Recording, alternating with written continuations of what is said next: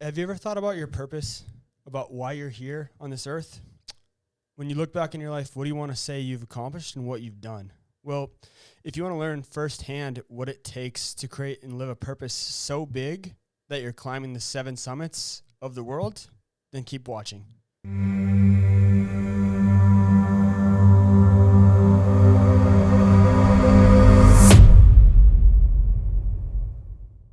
Welcome back, everybody, to the Weekly Intention with Michael Mulder, the show that helps you break down societal norms to help you unlock your full potential. So with everything that's going on in the world today, it's really my mission and my purpose to spread positive energy, to get people thinking differently and really ask themselves what's possible. And I think we're going to do that today. So before we get into today's message, all I ask is if this helps you in any way, subscribe to my channel, share it, like it. Let's get this out to people. I love to help, and the way that we can help is drowning out the negativity with the positive. So with that being said, I'm joined by somebody absolutely incredible today. He has done a lot of things. He's a multi-time entrepreneur, a pilot, real estate agent, and most recently has had the purpose to climb the 7 summits, which is a mountain in each continent of the world. Welcome to the show, Clayton Wolf. Thanks for having me here. Absolutely. So this isn't a business podcast by any means. This is definitely more of a mindset thing. But I think what's so great about what you've done is that you've put yourself in a really good position to chase after your purpose. And I think, from your upbringing and the entrepreneurial side, that's really allowed you to do that. And I think a really good message for people today is, how can I make my personal life and my business life all coincide to go towards one steady dream? I have a soft spot for farmers. I grew up on a farm in South Dakota, and I think all of this really started with you being able to conceptualize a concept, which was taking over your grandparents' farm and really taking that opportunity head first. I think that's a great, place to start. Why were you the one to take on that challenge? Well, it's something that was instilled in me as a young boy, and not by force, but by choice, actually. So I've always grown up with the notion from my father that if you want to be a farmer, great. If you don't want to be a farmer, that's okay too. I was originally I was born in Canada and then moved down to Scottsdale, Arizona when I was 2 years old, and I grew up here. Then after high school here, I moved out to California. I got my degree in ag business from Cal Poly up in San Luis Obispo, moved back to Arizona, and then started to go back and forth to my farm in Canada seasonally to manage it. That's crazy because Canada's not that close to Arizona, so that's a big jump.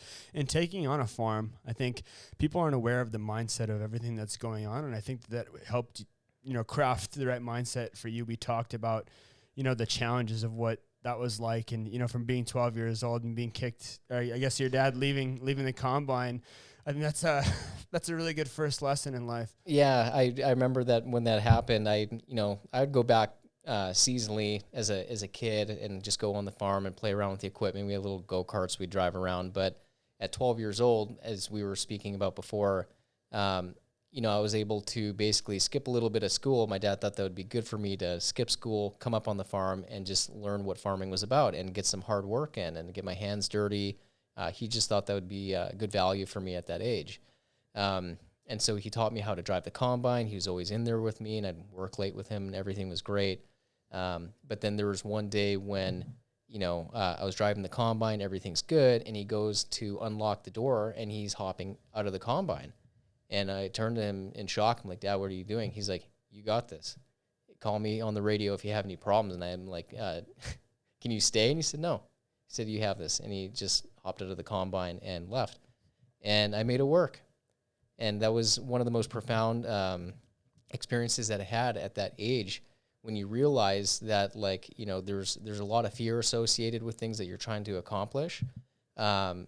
Sometimes that's good. Sometimes it's good to feel afraid, and it forces you to be in a position to essentially figure it out.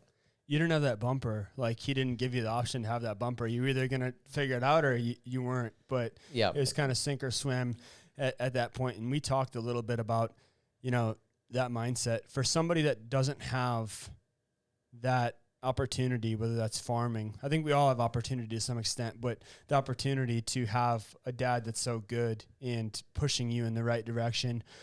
What do you think somebody could do, whether that's early age or they're just starting out now in their 20s, 30s, 40s, and they want to, I guess, be more resourceful and they want to take like a risk in their own life? How would you craft somebody to be more risk, I guess, averse?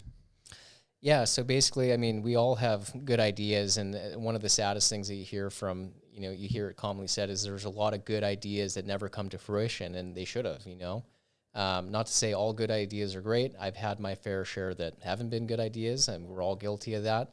But, if you have a good idea, do your research on it and be prepared to try it. And sometimes it doesn't need a lot of money to get going. Sometimes it's just you getting over the fear of starting. The fear of it not going well. What will your friends think? What will your girlfriend or your boyfriend think? Like, if you take out that fear of what other people think and just give it a shot, some crazy things can happen. We always think people are thinking about us, but nobody is thinking about us like ever. And I've been guilty of that a lot myself. It's like, why are you not making this decision? Like, who are you scared to fail in front of? And even with like age, I think there's a misconception or like ideas with age that I'm supposed to be at this point because I'm this age, or I'm supposed to have this or have that. And when you think that way, I think it can be really limiting because you're limiting what you're willing to chase and achieve because you're scared to look stupid in front of somebody else. Yeah, and I think what you need to realize is that everyone's on their own journey. And I think it's a lot more formidable when you see someone who's willing to try and fail than to see someone who is not willing to try and fail, or they put on a facade of just, being successful or something like that. Even getting in front of the right people. Like if you do have friends and they're not willing to, I had that happen to me a lot when I first moved down here. I had people who really weren't supportive. Like you had ideas and you'd say things and people would be like, well, that's stupid, or, well, that will never work, or why would you try to do that? And I think it's really important to distance yourself from people like that very early on. But then the next thing, like you said, is just taking the risk and being a little risk averse and being willing to fail. I think that you can't do anything if you don't start, obviously. We talked a lot about being resourceful and growing and having the right mindset after you take that initial risk, which is where we talked about northerly oats. And, you think about oats, you wouldn't think of that as like a huge cash crop. I grew up on a farm. We always had corn, soybeans, wheat, never really talked that much about oats. You have a really, really interesting take on what oats mean to you and how that, relates to being resourceful. Yeah, so I mean, for those who aren't accustomed to farm life, it's a lot of work and a lot of risk, and farmers, put a lot of faith in different systems in that industry, and it's make or break every year basically. So you're putting a lot of crops and a lot of cost and capital into the ground, and basically crossing your fingers for everything to work out on the other end. So basically how I came to creating Northerly, which is a little food brand from my farm, was basically me trying to be more risk averse and diversify my farm, for the long term. Because as a farmer, kind of what's going on right now, it's very complicated, but you essentially have to be expanding constantly to survive. You have to be getting bigger is what needs to be happening, because that gives you better economies of scale. You have more negotiating power when you're talking to food companies, or if you're talking to equipment dealers. It all kind of just makes sense. But doing that is super expensive. Land is expensive, and then if you get more land, then you have to buy more equipment, and then how do you staff that equipment? You have to hire on more people. It's very complex and it's super risky. So how I got to Northerly was I was thinking to myself, how could I, create more with less, being more efficient with what I'm already doing. And to me, that was, wow, like what if you see it I remember walking to the grocery store one day, and that's when it dawned on me. I was in the bulk food section in the grocery store looking at chickpeas, and they had I can't remember the cost of it, but it was X amount per pounds, and it had it labeled out in grams and everything. And so I just did some reverse calculation what that price would be for me as the farmer in terms of bushels. And it was substantially larger, like just astronomically larger. And there's no difference between what's sitting in the bin in the grocery store and what I grow, 10 miles away on my farm. So I was like, okay, there is the opportunity. How do I get that? How do I do that? And that's why I wanted to start the food brand. The next step was, figuring out what to grow. Chickpeas for my farm is a cash crop. Is that the one? Does that mean it's the best crop to grow for consumers? I don't know. The last time I, checked in with my friends, no one knows what a chickpea is. Yeah, who's eating chickpeas? Yeah. Hey, honey, you want to get me a bag of chickpeas when you go to the store? Yeah, maybe date night once a month or something like that, but even then. So I was thinking, what could I grow that would make the most amount of money, obviously, would, be an acceptable amount of risk, but just be, obviously, at the end of the day, be the most successful. And I had this funny feeling it would be oats of all things. And I say it like that because, at least in my neck of the woods where we were farming, if you grew oats, you'd go broke. Like where the money is made is in your cash crops like canola and chickpeas and lentils. Oats, there's no money in because they're bountiful. There's just too much. It's a supply and demand issue. There's too much supply. They're too easy to grow. So basically, I looked at oats because I was looking at what consumers are doing. Consumers eat oats. A lot of people eat oats every single day. Bodybuilders love oats. It's important for any kind of athletics and that sort of thing. So I thought to myself, well, why wouldn't I grow something that people are happy and that eating people every want? day? Yeah. Why wouldn't you create something that people want? Supply and demand. Exactly. So you there's the crop, and then you just build the story around it. And this story is very authentic, and it's beautiful, and it turned out to be a beautiful brand. But what I was able to do in a nutshell was take a crop that was literally worthless to me, no one grows it around me, and turn it into my number one cash crop. So I found, in my mind, a diamond in the rough. I found something with the least amount of value, and I created the value around it, and that's where all the profit is. So the first R was risk. Second R is being resourceful. How can I think about things differently and look at what I have to create something? I mean, looking into these cameras, like to somebody else, that camera could be useless. Like it could just be collecting dust on the wall, but it's all about how you think about things and what you're willing to, I guess, to do, which is kind of like putting in the work, but it's also like having the right mindset. Like, how can I maximize the tools that I already have in place? Well, kind of like the whole point of your podcast about positivity, I would say that's how you got to look at things. You got to look at things with a positive notion to it. So whether you're coming up with a business idea or a challenge is presented to you in your current business, or, like I'm doing real estate right now and something bad happens in a deal, like you can sit there and think, oh, something bad has happened, how do I fix it? Or you can and say, well, this is going to be the end of this deal, or it's the end of the world, or shoot, this is really bad. This is like just in general the end of things. Or you can say to yourself, well, how do I change this into a positive? Where is the silver lining? Is there a way to spin this in favor of me? And if you start looking at it at problems like that, and I wouldn't even call them problems, start labeling them as challenges for you to overcome, you'd be surprised at what you can find and how you can turn something that's negative and turn it into a positive, and it works for you. That really takes a long-term mindset. And on my last show, we talked about seasons and how nothing is concrete, like nothing lasts forever. And I know in farming, you have to have that, because some years in the farm, my dad would have great crops. Some years they would be bad. And you really have to have like that long-term, long-scale mindset to know that like this isn't forever. Some people are really feeling the stress and the pressure this, past year. And even me, at times, I felt, myself questioning my path. Am I on the right path? Am I doing the right things? And that can lead you different ways, and it can get you off path. What have you done in your own life to think longer term, not just in terms of being resourceful, like, hey, I've got a great idea, but like reminding yourself that like this is the long game? Right. I think what you got to realize is if you're going through a tough time, it's okay to take a step back, take a breath, recollect yourself, and realize that this is a part of life.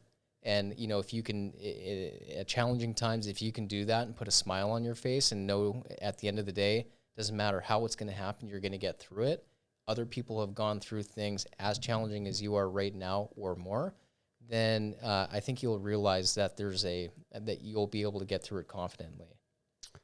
I love that perspective. We've also talked about, I guess, sink or swim mindset. You scaled after he had taken over this farm.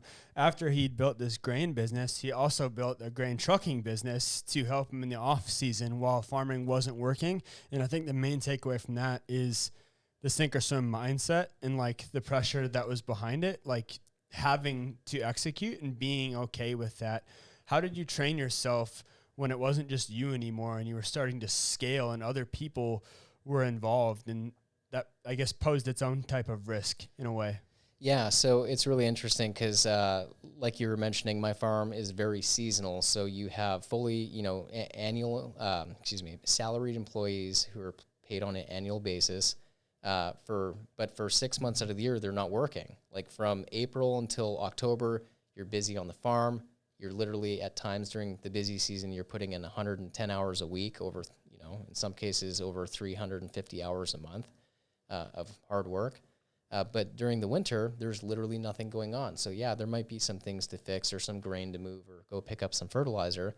But how do you make that labor more efficient? And that's where I got into the trucking company. Trucking is very different from farming. It's completely different. I mean, we were doing it ourselves, but when you branch out and make it commercial and start doing that service for other people, there's a lot of nuances that, you can build the best business plan ever, have an awesome Excel sheet, have all these great ideas. When push comes to shove and you start operating, you got to be quick on your feet.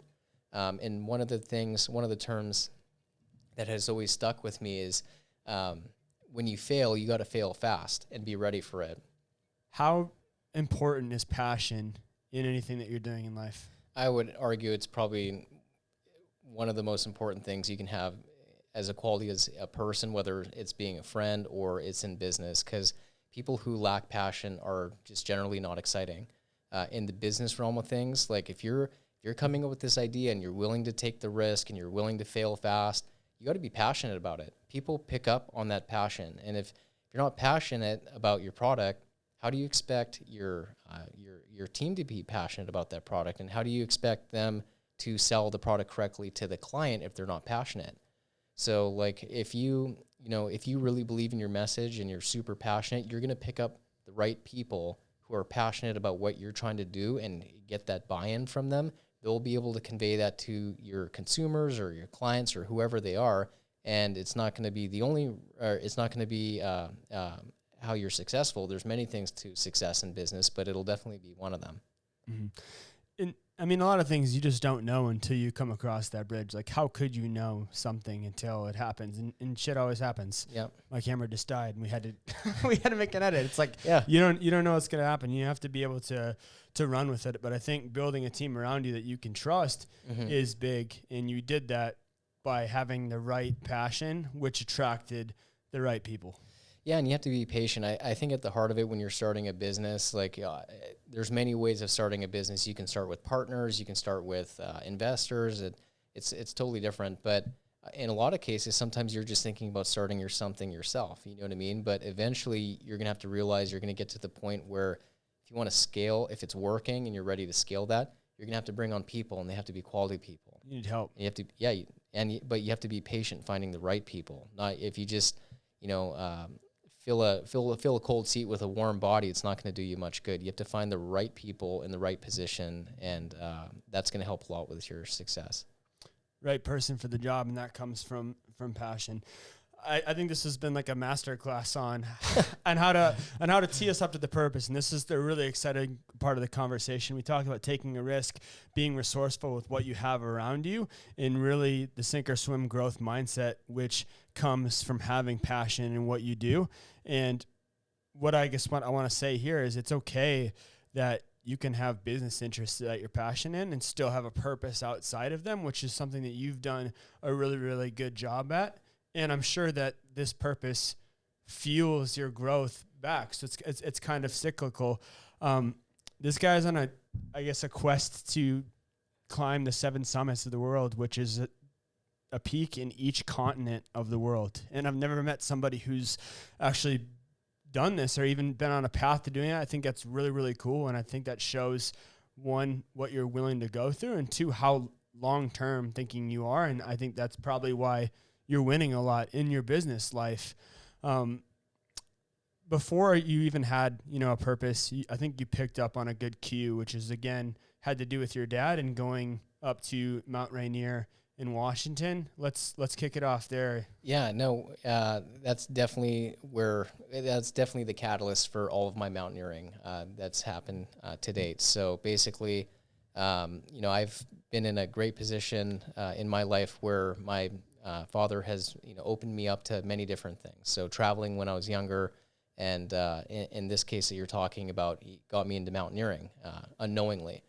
And basically how it happened was little bit of downplaying on his side. He recommended that it was in 2015, I believe, that we should all go on a family hike on Mount Rainier. It'd be good for us. It's a different sport. It's exciting, and it's very easy. I've quote unquote climbed to base camp at 10,000 feet. It took me a couple hours. It's no big deal. Walk in the park. Yeah, walk in the park. So I realized it wasn't a walk in the park when you sign up and get all this kind of crazy gear that you've never seen before, and great, I'm open to trying it and that sort of thing. And I get to the company that's guiding us. They have a base camp at the base of Mount Rainier. And, of course, like you go through a little bit of training, and they have a safety seminar and, just everything gearing you up for the experience. And it was during the safety seminar when they're talking about, just little nuances of the mountain and this and that. And one of the ones that made my ears perked up, and I was thinking to myself, what the hell am I getting myself into, is when they're talking about how the climb from the parking lot, which is called Paradise, that's the park entrance, up to base camp takes a couple hours. You're just walking up some snow slopes. But once you pass base camp and then you go for the summit, there's no point of relative safety on the mountain. Whether it's rock fall or avalanches or crevasse danger. I mean, what the hell is a crevasse? I don't even know what a crevasse is at that time. Yeah. Has anybody heard of a crevasse? Yeah. Like at the time, I didn't know what it was, but then you find out in this meeting that it's a crack in the ice that basically has no bottom. It's, 100 feet deep, 1,000 feet deep. You don't know. It shifts during the day with the heat and everything. And so that really made my eyes perk up. I'm like, what am I getting myself into? Like, I feel like I just realized what was actually going on. Like, I did some research on the mountain and stuff, but I didn't really know there was that much danger until that point. Things got real at that point. Yeah, things got real. So, long story short, it's a 36-hour hike from the base of the parking lot in Paradise up to the summit and back. First couple hours, you get to base camp. Then, once you get to base camp, you sleep for the remainder of the day, where they wake you up at 11 o'clock at night. And then from there, you go for the summit, which is called an alpine start. You start at night when things are cold, the snow's more stable, less chances of avalanche or rockfall and that sort of thing. It's amazing when you're climbing this mountain for the first time and you're crossing over these little ladders that are placed across the crevasse, and it's like you're walking over it, and it feels really sketchy, and because you can't see the bottom, it's night. All you have is your headlamp. And then the sun comes up, and you actually see what's around you, and first off, it's beautiful, don't get me wrong, but you're like, wait, turn the lights back off, because you realize how much danger is actually around you. But yeah, you get to the summit, and that was my first time experiencing that. You get to the summit, and you feel so accomplished. Obviously, it's only halfway. You got to get back down, but you get back down, you go through that experience, and you realize, like, wow, I just did something I never even really knew existed in terms of, like, me being able to do it. At the time, it was the hardest thing I'd ever done in my life. And, you're questioning, would I ever do that again? And it turned out to be, after it's interesting. So once you get done with something like this, at least initially, before you're going to end up loving it and wanting to do more of it, the more you talk to people about your story, about what happened, you climb Mount Rainier and this and that, you start realizing how much of an impact it had on your life. And how powerful it is. I don't think people realize, like, before you do something so challenging, what it's going to feel like. And it'd be hard-pressed not to feel accomplished after doing something like that. And I think each person has to figure out, what does accomplishment look like to me? But most often than not, it's completing a hard task. It's doing something that makes you feel proud of yourself. And that sparks, like, joy. That sparks creativity. That sparks so many different emotions in your body that it's like, how could you not want more of that? That's awesome. I actually know somebody who tried to do Rainier, and there was some difficulty, and they had to go back down, and she's going to do There's 100 things, weather, equipment. I mean, it's just, if someone doesn't make it on a mountain like that, it's not necessarily because they couldn't do it. It's because there's a lot of things that can happen. Mm-hmm. That's really cool. It sounds like your dad's a really good guy, and he's put Yeah. you in a lot of tough positions at the time, Yeah. but really good in the grand scheme of things. And that's where it's like you had to be open to the idea, like, is there more to this? And then you think about how much that's changed your story and the power of your story. I talk about stories a lot in here because I'm always talking about people's story, and it's just amazing to me to see how something can affect somebody on such a large scale and affect who they are. So for anybody that's out there looking for their purpose right now, or like chasing like that thing, or wondering what that thing could even be for them, I should say, I think the number one thing is being risk averse and facing fears, whatever fear is in front of you, because you never know when that's going to come or when that moment's going to come.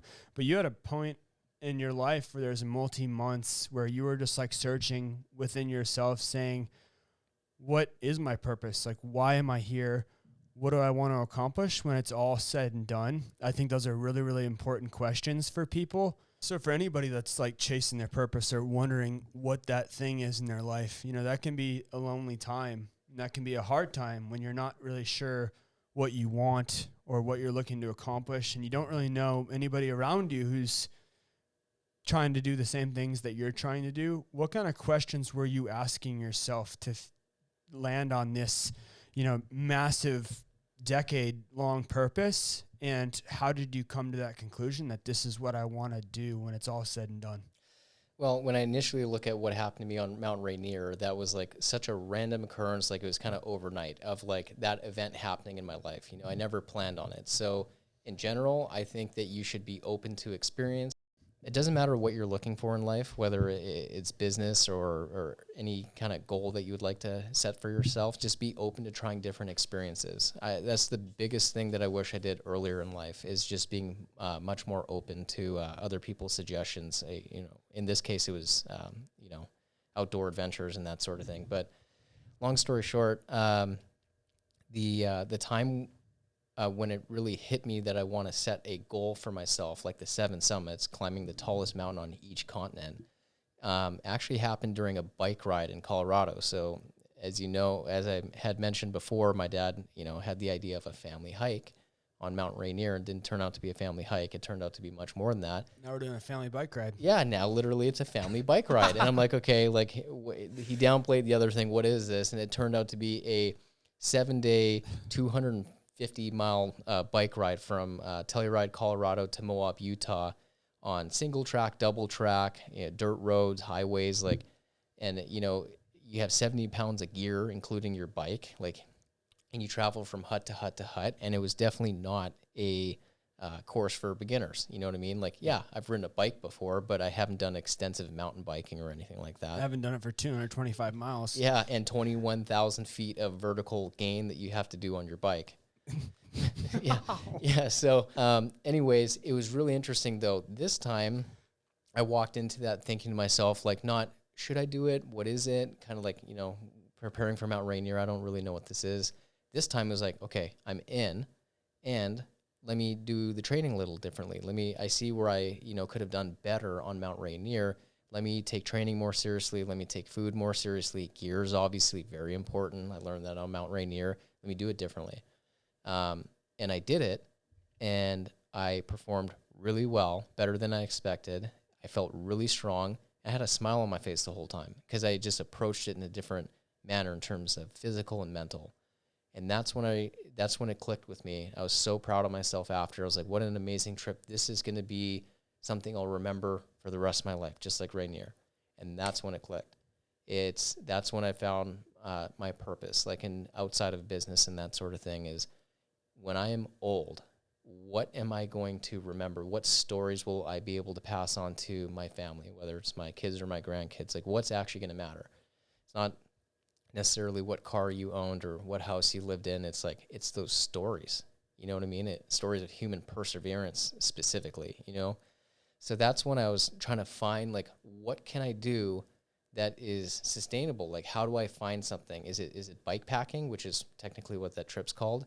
I'm looking around online, and it's like, well, there's not really anything built out. Everything seems kind of random.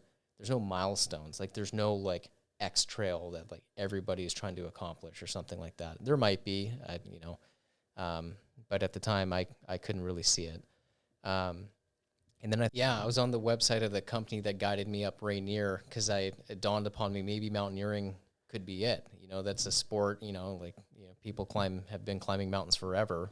People have just started bike packing, I would say, recently. You know what I mean? So I started looking at the trips that they offer, and it's like not just in the U.S., but it's all over the world. Every single place that you could ever imagine. Of course, there's Mount Everest, which I was looking to see if they do, and they did, and that sort of thing. And but I was reading on their website, and one of the things they were talking about all the time, like referenced multiple times, was the 7 summits. So I do a little bit of research on it. I look into it a little more, and I realized I was like, wow, this is it. Like there's the goal. You know, climbing the tallest mountain on each continent. Like that could be a cool lifelong goal. You know, I would have to climb other mountains to like prepare for it.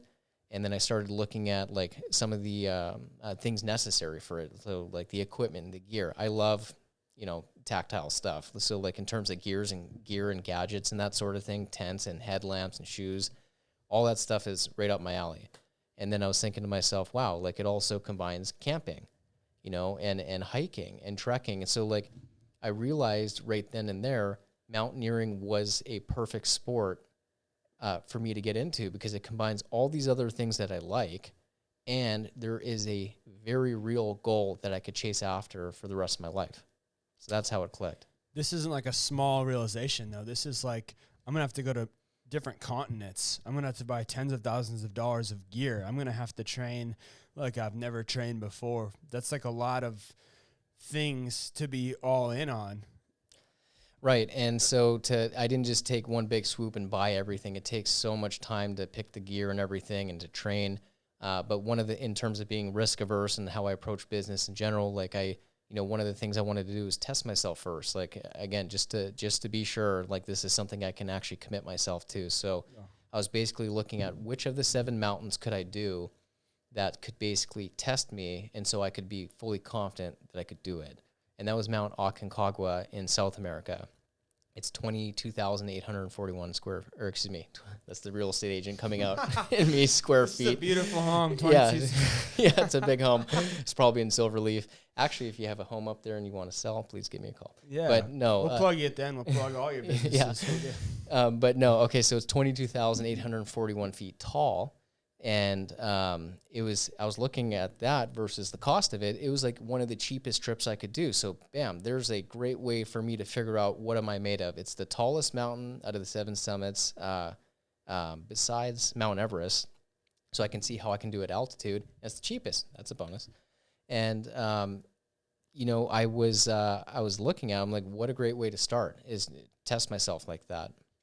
And so that's what I decided to do. So like, going from my experience with Mount Rainier and then the bike trip, how am I going to train differently? What gear am I going to have? Like taking a very serious approach to it. I ended up climbing Mount Rainier one more time before that. It's a Denali prep course, which is like extensive time on the mountain, crevasse rescue, that sort of thing to prep myself. Did really well right there. And again, you just build on that concept that I keep talking about, like how do I better myself? It's really simple. But it takes a lot of work. Hit Aconcagua, and it was a completely different experience than Mount Rainier. So I think we touched on a lot of things, and, being risk adverse, things just built on each other, and you're building momentum, and you're gaining confidence. Like, what else am I capable of? What else can I accomplish? Mm-hmm. And you're smart about it. Like, let's do the next one in challenge and difficulty to see how I do with that. And then you're just building, and you're learning, and you're growing. Overall, how long is this going to take? Is this safe to say this is a 10-year plan, or like from the start of the first mountain to when you plan to complete? Granted that could change. How long is this going to take? Well, initially it was supposed to be a life goal. And then when I started, it was actually going to be completed within like 3 years. And a lot of that had to do is when I realized that I could tie in my business that I was trying to promote northerly with the mountains. So basically what I'm talking about is with northerly, I had it set up so I wanted to give back component to my brand. I think that's just the right thing to do. It's something I wanted to have as an accomplishment in my life.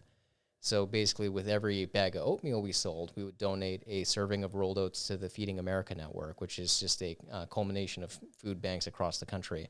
to raise awareness for hunger in North America and the brand, I thought, how cool would it be to tie in a personal goal with my business and combine them into one? So with the 7 summits, what I was doing was through my brand is for every vertical foot I climbed on the 7 summits, I would donate 1 serving of food. So that was like my marketing way of like exposure for the brand while accomplishing a goal. So it was nice to do something for myself and something greater than myself. Really quick on that, I ended up selling Northerly before I completed the 7 summits. Obviously, I haven't done them yet. But I was able to donate 59,000 servings of rolled oatmeal or 11,000 pounds of food to St. Mary's Food Bank, which fed close to 60,000 people breakfast, like one shot of breakfast. That was with the 3 mountains that I climbed, Aconcagua, then Denali, then Vinson Massive in Antarctica. Wow. That's awesome. Yeah, that was pretty cool. I mean, that was a cool give back message in combination with that, which I think is important because it goes back to passion. Like, why am I doing this? This is helping me achieve something that is really, really important to me, but it's also helping other people. So obviously the plan changed, and I think that's important for anybody, that plans are going to change. Like when you set out to have a big goal, you can't expect it to be so linear. It's going to go, I don't know if you've ever seen the chart, like up and down and through rocks and like bikes and stuff, but that's just the way it's got to be. And you've got to be willing to go through those things. What would you say to somebody who is looking to eliminate their nearsighted vision and outside of passion, what we talked about, like create a far term goal, whether that's inside themselves and developing the confidence to do so, or, you know, just anything in life, whether that's a mountain or just a metaphorical mountain? Well, first off, it's okay to dream. You know, I think that's one of the things we were talking about earlier, where people come up with ideas and they dream something up and they tell someone close to them, a friend or an acquaintance, and they say, that's a bad idea, you shouldn't do it. Maybe it is, but maybe it's not. How do they know? You know, so like I think the best thing you can do for yourself is just cut yourself some slack, dream big, and find a way to make it happen. But do it in a way where you're prepared to fail. Like not every idea you have is going to be successful right off the bat. And, you know, you're going to go through successes and failures with that idea, but just be prepared to fail, but be prepared to also adapt and figure out a way to make it work. If that's something you're really passionate about and you believe in it, you can figure out a way for it to work. You just got to be patient and be willing to do it. Patience is one thing, but like overcoming extreme adversity when you're on the path to your purpose, I'm excited to talk about this Mount Everest component of it, because we were talking about it a little bit before, and it's like everything is well and dandy until shit gets real. Everything is well and dandy until like you get hurt or like there's real peril, there's real danger, and then you have to decide like, how much do I want this? How much does this actually mean to me? And I've had that a few times where it's like, you know, you get sick doing something, or just like something happens that you didn't anticipate, and now you're having to feel like deal with the backlash of it. Everest is the last one you tried to ascend, correct? Correct. And now, and you've done 3 of them now, and that was going to be the 4th, right? Right. So I did Aconcagua in South America, 22,841 feet tall, and then I went off to Denali in North America. It's in Alaska. It's 20,310 feet tall, and then I went down to Antarctica, because that's a continent, and climbed Mount Vincent down there, and that's 16,067 feet tall. And then I rolled into Mount Everest. What is it even like to be on a mountain when you're, first of all, you're flying to a different continent, all of your gear, you're in a foreign land, you're having to like climb these things where it's like, I'm not in a city anymore, I'm on a physical mountain, it's freezing, I've got gear, lack of oxygen, danger, all of those different things.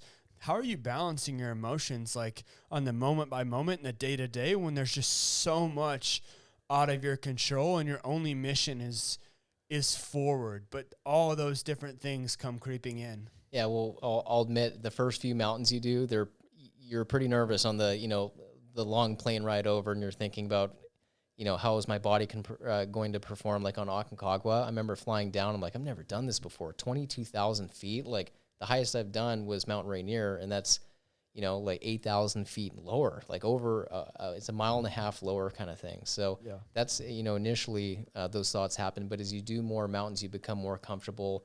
in yourself, in your gear, and your confidence level just goes up. But gosh, if there's anything that I've learned with the mountain, is it goes back to business. You can plan for everything. You can have the perfect gear, the best gear, do the best training, everything's set. And at the end of the day, the mountain is going to dictate what your experience is like. And you have to be willing to roll with the punches and keep a positive attitude about it when they hit. For me, that happened on my Everest expedition in the beginning of the trip. And I hadn't mentioned this on Instagram at the time or any social media, but about 12 days into the expedition, I actually caught COVID-19, which is like, in my mind at the time, a deal killer. You know, I didn't know I had it. I climbed I climbed a 20,000 foot mountain called Le Boucher with it, performed really well. I felt like I had altitude sickness, but that's normal at that point in time. And then a few days later, I end up in base camp, hanging out there for a few days. Everything's good. My O2 saturation is 96%. I'm climbing strong on my training hikes. Everything's good. We ended up all getting tested for COVID-19 as a precaution, and I tested positive as well as 12 other people did. So, I mean, totally unexpected. Long story short, they fly us back to Kathmandu, and you're sitting there thinking to myself, wow, like my expedition is over.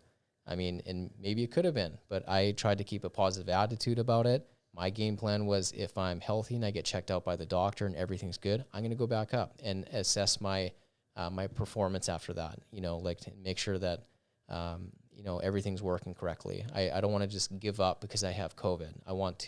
I can test, you know, it's like the scientific way of looking at things. So hung out at a hotel in Kathmandu for 7 days in quarantine, you know, eating room service, 3 meals a day kind of thing. At the end of the 7 days, and no symptoms. At the end of 7 days, tested negative finally. Then I went through did an EKG, did a chest x-ray, did a full, you know, the works at the hospital kind of thing, got checked out from a doctor, and they said, you're fine. So then I left Kathmandu, hopped on a helicopter, flew right back to base camp, and continued on with my expedition, and everything worked out fine for me at that time. So point being, like, if something happens in your life, but if it means enough to you, you'll find a way to make it work. And make it happen. Boom. Oh yeah. I love that. Yeah. that was powerful. Mount Everest. I mean, I watched a couple of mountain documentaries, like I had told you, just seeing the things that people go through in these mountains, and these people are crazy in a good way, but these people are nuts. Like, they're like getting hit by avalanches, they're breaking their skulls open. I'm like, and you still want to keep doing this? This almost killed you, physically almost killed you, and you still like want to go forward. What is that like to be so invested in something that you are willing to give your life to move forward and pursue it? Yeah, you know, these mountains are all about, you know, accepting a certain amount of risk for yourself. And actually, what you just brought up reminds me of a moment in time that I had on Mount Everest. It's deep into the expedition. Everyone's either going on their summit rotations or preparing to go on their summit rotations. And I actually remember laying in my tent one day, and the first team was going up for the summit. And, you know, it was supposed to be like in terms of weather, we had like basically a 24-hour period where they were going to be able to go for the summit and come down. They didn't have a lot of time. And these people that are going up on the summit, you know, for the past 45 or 50 days at that point, you know, you've really gotten to know them. They become friends and that sort of thing. So you're all very close. You've done a lot together at that point. And I remember laying in my tent and knowing they went up for the summit, and then you go out and check with some of the guides, and yeah, everybody made it to the summit. Everything's good. And you're just praying to God that, you know, everyone comes down safely kind of thing. But you're excited, like they made it. You're going to be your turn. You're up next. Like, you're right there. You're almost at the summit of Mount Everest, something you've dreamed about for a long time. But then you start to hear that the weather is starting to get sour. People are coming down late. Then you start hearing of the injuries. You know, there was one guy on the team up there who froze both of his corneas. So his eyes were frozen. He was blind coming down. And he's basically blind for 2 days after that. A side note, when you freeze your corneas, they do recover fully. Your eyes have a magnificent ability to basically heal themselves. But still, he was descending Everest blind behind a Sherpa. There was another gentleman on our trip who was a ER doctor, and he ended up getting pulmonary edema, and that's where fluid in your lungs build up to the point where it can be absolutely life-threatening. It's like one of the main concerns you have when you climb a tall mountain is pulmonary edema in your lungs. He ended up getting that pneumonia, freezing one of his eyes, and if he didn't get down off the mountain and back down to base camp and then to Kathmandu as fast as he did, he could have died. There's another guy with frostbite concerns, like with his toes and that sort of thing. So long story short, like everything was going well, but then you start hearing of all these things that are going on, and you're laying in your tent, staring at the ceiling, thinking to yourself, wow, some of my friends are getting severely injured. They might be losing digits. Some of them might die. And you're laying there to yourself like, sitting there thinking to yourself that I'm next. Like, you have your goal in front of you and the real risks that happen, and like it becomes very real of what you're about to put yourself through. Like, are you willing to risk everything for something that you're fighting for? And it's like the analogy I always use is it's almost like you're preparing yourself to walk into a house that's on fire, you know, to accomplish something. And that's when things got really real, because it's like you're watching your friends get injured and that sort of thing. What was your answer to yourself as you were sitting in the tent and those things were happening to you, and you were, I call them internal demons, when you're fighting off your demons, and that chatter is very, very loud. It's screaming at you at that point, I'm sure. Yeah. What are you saying to yourself? What are you saying back? It's like I mentioned earlier before, take a step back, take a breath, think about it rationally. You know, and this ties into a lot in business. When things are going wrong, there's probably a reason. And then I learned how, you know, what's the way I can mitigate the risks that they went through? How can I be more risk averse? And that's, you know, obviously, you know, choosing a summit window that's better if possible, not putting myself in that position. You know, like I was able to analyze some of the things that happened to them, and I was able to determine it wasn't all the mountain's fault. Some of it were personal decisions. And like, okay, if I can not do that, it'll prevent that issue, and just working through it. Now, that's no guarantee. All these, that, like I said, the mountain's going to dictate what kind of experience you have on it, but at least I was in the position to calm myself by thinking about it in an analytical way of how do I prevent that from happening within my control. I think that's I don't even know what to say there.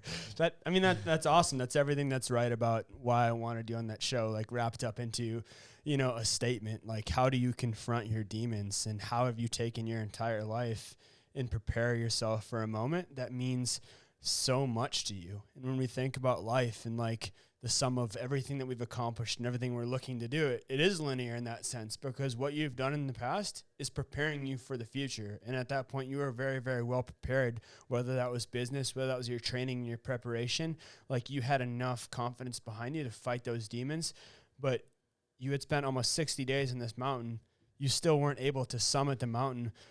Before you come down and talk about the person that, we'll just save it for a second, but before that had happened, what does that feel like when you're so far, you've overcome the demons, and you're so close to that goal, and you're stopped and you can't do it after you spent 2 months trying to do this thing? Yeah, 2 months of being on the mountain in extreme altitudes, you know, pushing your body to the limit in terms of mental and physical. And prior to that, you know, 5 years of climbing these mountains, training, getting ready for it, to have it all just like taken away from you in a snap of a finger kind of thing. It's heartbreaking. There's no other word for it. But that's not to say that there's a silver lining in it. Things could have ended up a lot worse than they did, than me just having a failed expedition. People, in this case, could have died. It's, you know, in this case, everything happened for a good reason. You have such a great mindset.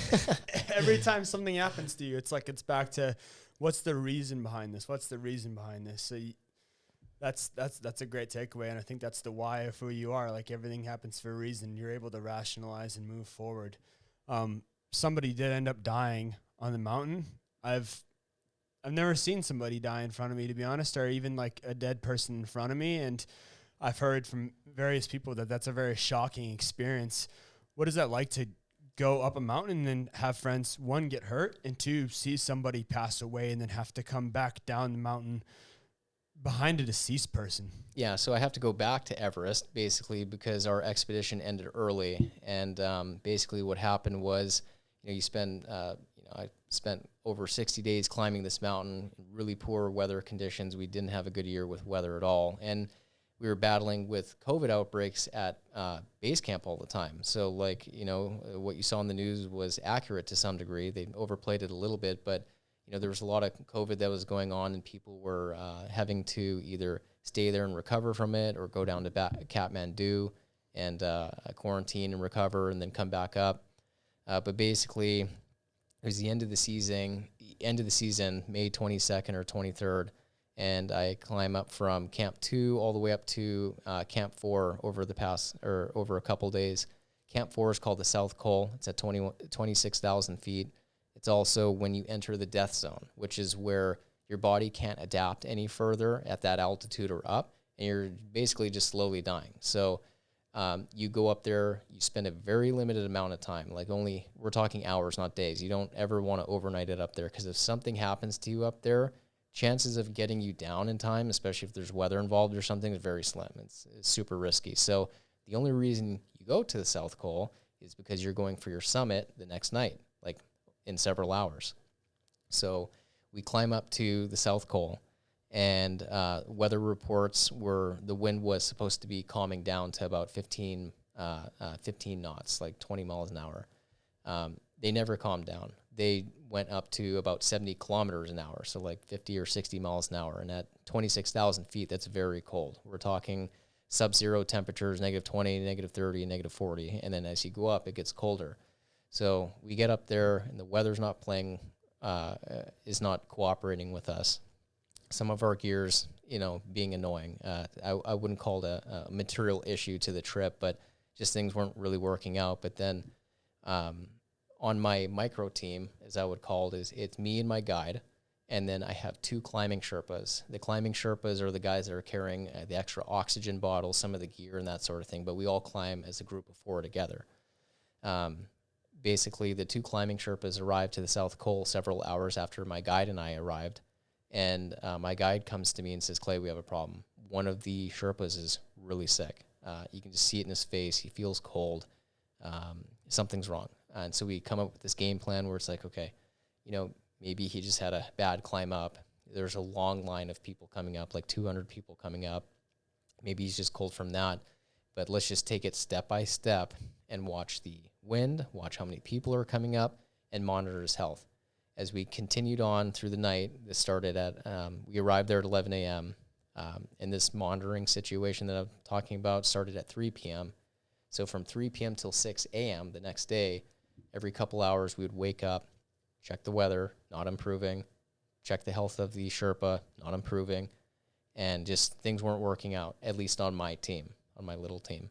At 6 a.m., my guide basically told me, he's like, "Clay, here's the thing. I've been climbing long enough to know when something bad's going to happen." He said, "Nothing's been working with us this whole entire time.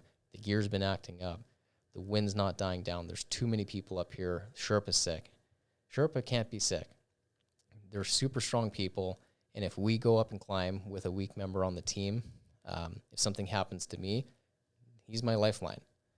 If something happens to him, I am now his lifeline. The summit push is failed anyway, and you don't want to deal with a rescue at altitudes above 26,000 feet. It's in just the death zone. In the death zone, it's just a recipe for disaster. So we made the safe call, to descend from 26,000 feet down to Camp 2 at 21,000 feet and basically try again another day. And my guide told me, "You've been climbing strong this entire time.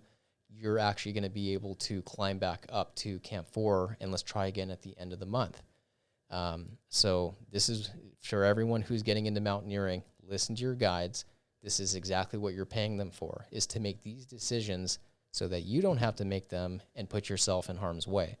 So we descend back down, and basically, obviously, it's very emotional. It's like, okay, I got to descend a mile down the Lhotse face, which is on average a 70-degree slope. Sometimes it's 90 degrees of ice, only to climb back up it in a couple of days. But hey, I'm here. It's Mount Everest. This is the deck of cards I'm dealt. Let's get it done. not to say it's not like you're questioning the decision that was made. It's like, wow, like the rest of my team is going up, I'm going down.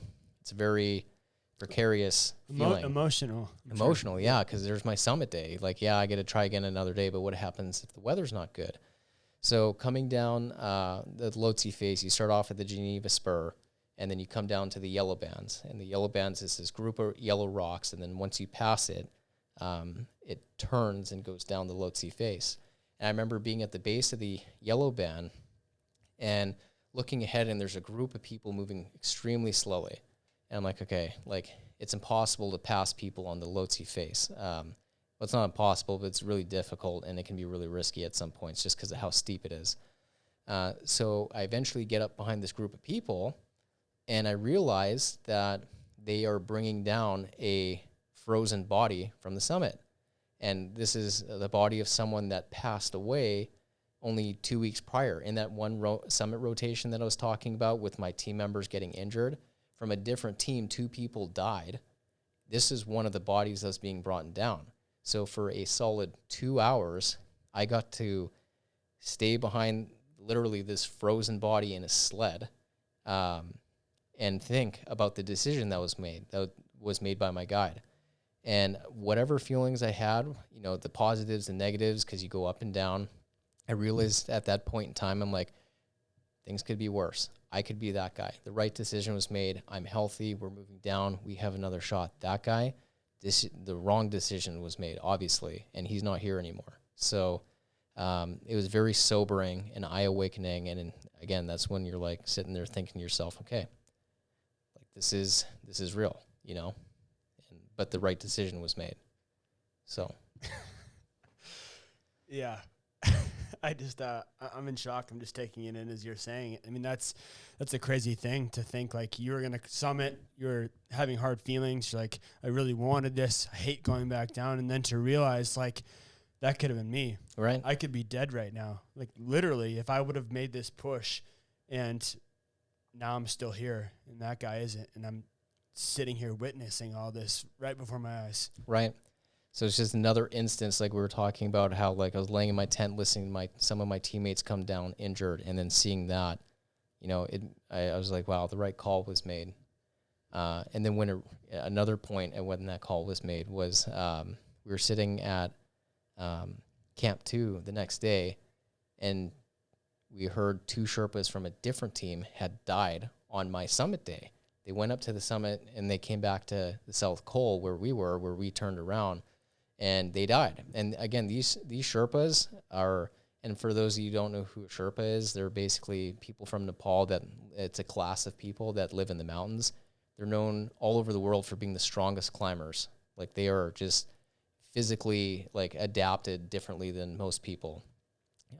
Something to do with the hemoglobin in their blood. Like, there's actually a genetic difference that makes them be able to climb at high altitudes. Very tough individuals. Very tough individuals. They don't just randomly die of exhaustion. So, I mean, it's a little bit of speculation, but when they passed, they tested them for COVID-19, and they both came back positive. So COVID could have been a contributing factor to why they died. When I heard that, I was like, wow, like the call my guide made, you know, in the moment, critical. His foresight, I mean, in my opinion, could have prevented something terribly wrong going on with my Sherpa, whether it's injury or death. So again, you hit all these little roads where you realize, wow, the right decision was made. The right decision was made. And I'm very thankful for that. And you're going back. You're going back to Everest. Going back because, you know, it's exciting for me because I've put so much hard work and training and just love and passion into this goal. It's like I'm excited about it. I know for me now, I have the confidence that I can actually make it. Not that I didn't before, but it's a huge unknown. It's Mount Everest. I've never been up that tall. A lot of the same thoughts were coming back, like when I went to Aconcagua. How is my body going to perform? I climbed very strong the entire way up to 26,000 feet. Now I know the mountain. I know what the Khumbu icefall looks like. I know the Western Khum, the Lhotse face. How bad is it? You know, I even know what it's like spending the night at the South Col. And now I like, you know, obviously there's still the portion of the mountain that I haven't climbed, but I get to go back to Everest knowing how I performed. And if I can just replicate what I did prior, like with my training and my lifestyle and everything, I'm confident that I'll be able to tag the summit. Everything has a reason, and action breeds confidence. Yeah, I completely agree with that. There's been a lot of people who have done a lot of different things, on my show, but I think that this is truly incredible for the fact that you've faced something that means so much to you, and you've overcome so much adversity, and it's just becoming such a big part of your story with every twist and turn. It's almost like a book. I mean, maybe you read a book about this when you're done. Yeah, maybe. Maybe. Yeah. But yeah, I'm truly thankful for you sharing this. Thanks for spending the time with me to, I guess, share this with everybody. I'm really excited to share this one. Like Ed mentioned, make sure to like, share, subscribe, get this out to people. I've never heard a message like this, so I'm super happy. And then obviously people can follow you where you just plug your businesses. You plug wherever you want people to find you. Well, if you want to follow me on Instagram and watch some of these crazy mountaineering stories, my handle is claytonb.r.wolf. And so if you do that, you'll be able to find me there. That's probably the most exciting thing to watch. Definitely. Yeah. Cool. And we'll share this too. I'll share it. Obviously, I make these teasers. I'll share that on my thing. I'll give that to you to share. We'll make a really, really cool, impactful clip for you to share in your journey. And that's about what I have for today. So per usual, thank you so much for your time, my friend. Thanks for having me. Thanks everybody for watching. And until next time, Michael and Clayton with the Weekly Intention. Take care, everybody.